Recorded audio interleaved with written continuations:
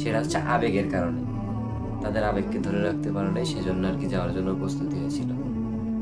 এখন আমি যে কথাটা বলতে চাচ্ছি সেটা হচ্ছে, আমাদের পাশের রাষ্ট্রর নাম হচ্ছে ইন্ডিয়া, ভারত, আমরা সবাই জানি। তো ভারতেও মুসলমান আছে, ইসরায়েলে যারা মুসলমান ছিল ওরাও মুসলমান, ভারতে যারা আছে ওরাও মুসলমান। ভারতের মুসলমান কি মুসলমান না? ভারতের মুসলমানদেরকে অনেক দিন ধরে নির্যাতন করা হচ্ছে, নামাজ পড়তে পারতেছে না, মুসলমানরা বাহিরে বের হতে পারতেছে না, রাস্তায় যেতে পারতেছে না, নির্যাতন করা হচ্ছে মুসলমানদের উপরে।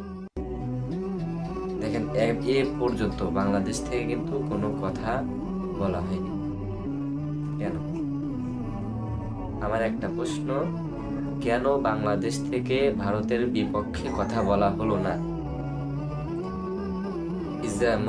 ফিলিস্তিনের মুসলমান মুসলমান, আর ভারতের মুসলমানরা কি মুসলমান না? ভারতের মুসলমানরাও তো মুসলমান। তাহলে কেন আমাদের মন ফিলিস্তিনের মুসলমানদের জন্য কাঁদে, ভারতের মুসলমানদের জন্য কাঁদে না?